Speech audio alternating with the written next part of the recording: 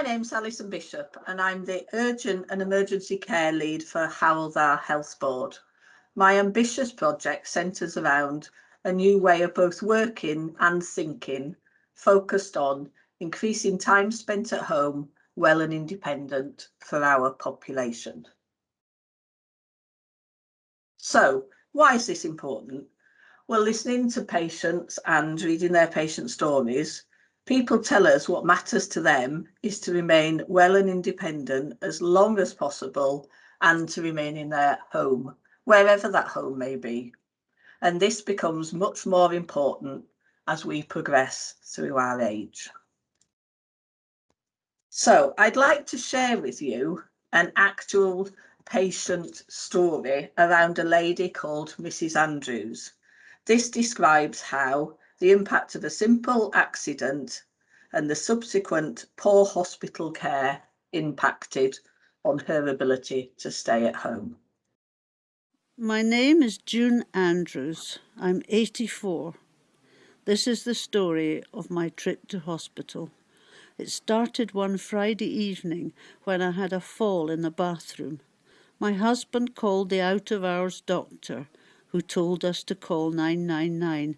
Arthur couldn't help me get back up on my feet. I had a nasty bruise over my right hip. I wasn't keen on coming into hospital, but they persuaded me. I was on call when Mrs. Andrews was brought in, and I arranged a hip X-ray. There was no fracture, but some blood and urine tests showed that she was a little dehydrated and had a possible water infection. Mrs. Andrews was moved on to the acute medical unit. She was getting close to breaching the 4-hour target. It was also getting late, and the AMU was a safer place to assess her and get her back on her feet. We put up a drip and gave her some antibiotic tablets for the urine infection. On Saturday morning, she was seen by the on-call medical consultant. Before we could look at her mobility, the patient flow team insisted we move her to the first available medical bed. She was not reviewed again medically till Monday. There is no routine physiotherapy or occupational therapy over weekends, so we couldn't refer her to the home rehabilitation team before then. By Monday, June had been on either a trolley or in a bed with the cot sides up for 3 nights because she was deemed to be at high risk of falls and the nurses had inserted a urinary catheter. She was seen that Monday morning by the physiotherapist who got her out of bed with the aid of a Zimmer frame. My home ward is in the elderly care unit. We do our best to provide a regular liaison service to other wards, although we wish the doctors there had more knowledge about managing older patients. The ward doctors and occupational therapists made a plan to get some more information about June's usual abilities and past medical history. I'm June's husband. On Monday, I was able to get back into the hospital to see her on the ward. I told the ward doctors and nurses that June had been getting more unsteady recently, had suffered another fall, and that her memory isn't what it used to be. The review team discovered that her blood pressure was dropping very low when she stood up, postural hypertension. It often leads to falls and faints in older people. We stopped a couple of her cardiac medications to try and solve this problem. By Wednesday, she was able to stand with assistance. The physios came to see her, and a plan was made to refer her for ongoing rehabilitation in the local community hospital before going home. But not for the first time. There were no community beds, and by the 10th day of June's admission, the cardiology ward desperately needed beds for acute cardiac patients, and she was moved to a winter escalation ward. After all those moves, Mrs. Andrews had become confused and agitated. She had another fall, sprained her wrist, and now she required 2 nurses to transfer her from bed. June spent increasing time in bed with the cot sides up. By day 12 of her admission, the community hospital phoned back saying that she had no rehab potential and should have a care package instead. She was referred to social services with a target discharge date for Friday, but the package couldn't be put in place till the following Tuesday. She went home with a 3 times a day care package, but with no clear diagnosis for her progressive memory impairment and falls. 7 weeks after her discharge from hospital, June had fallen twice more. Her memory was worsening and Arthur was becoming stressed, concerned and exhausted. June ended up being admitted for respite to a local care home. Mrs. Andrews never got back to her own home after her respite. We should have more care and support for older people like her outside hospital, and those services need to respond much earlier to people's needs.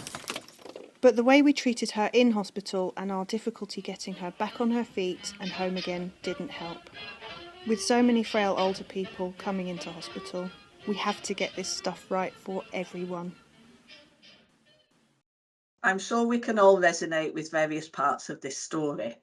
It's particularly important in our region because we currently have above average population for the over 65s age group, and the projection is that by 2040, a third of our population will be over 65.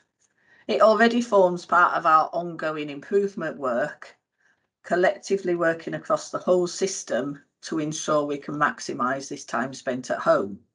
And if we can improve this time spent at home, this will reduce bed days in hospital, improve front door performance, improve access to emergency services such as ambulance wait times, improve referral to treatment times for planned procedures as it will release some bed capacity, reduce commissioning of social care and support, thus maximising the availability of this finite care resource, which should in turn reduce delays. So the question is, how can we do this? So the project aim is to develop this suite of measures. You can see those measures there, but the one thing it isn't is simple. So the challenges, there are many challenges. We're talking about a complex adaptive system, and to deliver the benefits across this system, all parts of it need to be working optimally. To do this, services need to implement best practice. So we've defined those already as regional standards, and now we need to be able to monitor and measure against those. Hopefully, this will help simplifying the complex. As a whole system across many organisations, there are also different IT systems that don't talk to each other. So part of this project is about how can we stick those systems together with the final goal of automisation. And probably the most difficult aspect of this is the cultural change. Organisationally, we structure our services in silos, and this new way of working is centred on the patients, and those particular elderly frail patients don't neatly fit into any of our silos. So what have I managed to achieve? And I say this as I because I'm a team of one who relies on my wits and personal relationships to beg, steal and borrow. I find cake and chocolate helps. Other teams' time to work with me on this. So we've agreed a set of data definitions through a series of multi-agency workshops. We've agreed these definitions and also defined what can we measure now, what could we measure now, and what should we be measuring? So we know we're collecting apples and apples. We've worked with an external organisation commissioned by the Health Board to develop a frailty viewer to be able to interrogate data so we can understand trends, but this is very much focused on quantitative data. We are moving the conversation away from this, so the old-fashioned traditional targets. In the Mrs. Andrews story, the 4-hour target was mentioned as a reason to move her from one department to another, to more meaningful population outcomes. But this means that all the various discrete programmes of work needed to come together. So we've mapped these through. So the Integrated Care Fund, the Transformation Fund, Winter Funds, I could go on. So we're collecting data once to tell this story. We're starting small. We've accepted some of the most important measures of inspirational, but importantly, we're collecting data. So where next? We're talking with colleagues within our region and also Welsh Government colleagues about how can we move into the more meaningful measures. We're currently looking to realign programme structures under a frailty focus, acknowledging that this is the greatest demand on all of our services. This will shift to a patient focus, which will help support our resources to deliver this new way of working. We've already pulled together some of these discrete programmes and funding into a whole system urgent and emergency care model. We're presently in discussions with Welsh Government around the funding of this, but the Health Board is committed to this new approach and currently developing a structure to deliver it. This will change the face of how we support our frail elderly population in our region. So, how was Bevan for me? I always knew my project was ambitious and a very different way of thinking. Was I just way out of kilter, or was there something in this that only I, plus a small number of other people, saw? The specialist advisors got it. They reassured me to think big, but try and put it into smaller chunks. Be brave, as I'm passionate about it, and to hold my nerve. This is the right thing to do. Steve Job has summed it up nicely for me on this slide. I might not be able to change the world, but maybe, just maybe, a small corner in West Wales. Thank you for listening.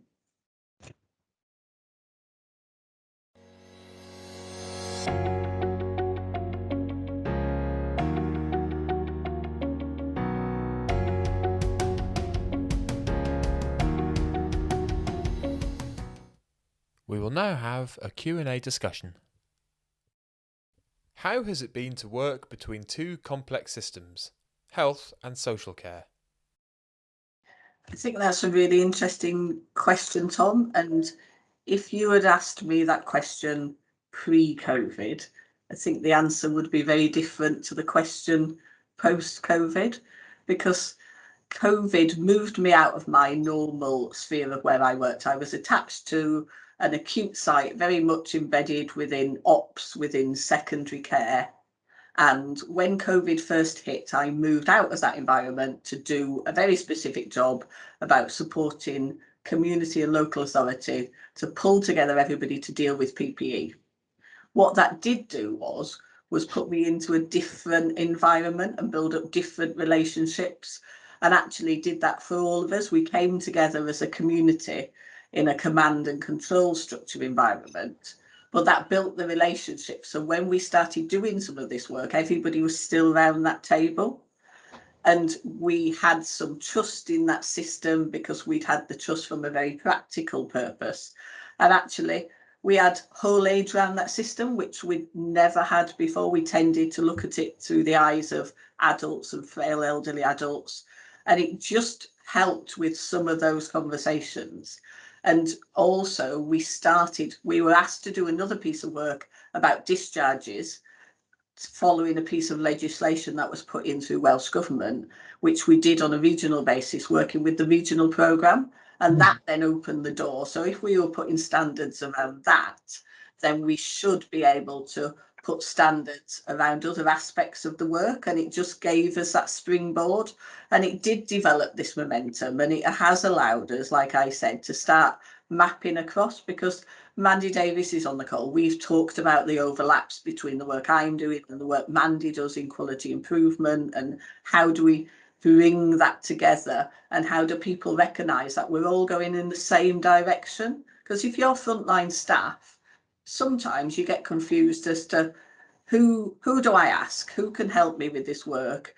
Why does it all sort of seem the same? And why are lots of people coming to ask me what feels like the same question, but Mandy's team have got QI on the tin, I've got urgent emergency care on the tin, then you've got the regional programme, then you've got transformation. There's so much stuff out there that it's allowed us to bring some of that together. And it's early days, Tom, but now we're mapping it through, and then we're looking at structures, and we've got a new model of working. We're discussing with the Health Board, and how can we do work that cuts across parallel when services are very vertical in their thinking, and the support we can put in place to do that. So it's just opened a whole conversation. It's not an easy conversation. Not sure we've got the answers to the questions, but at least we're discussing the questions, which is a huge step forward, I think.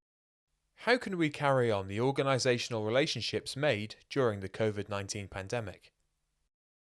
It is carrying on is the good answer to that. I think people have invested a lot of time and effort into coming together now, and we've got probably the right people and the right level of people. We've had various boards looking at unscheduled care, looking at transformation. We've pitched it with big boards, small boards, high level boards, low level boards, but we seem to have collectively the right people talking now.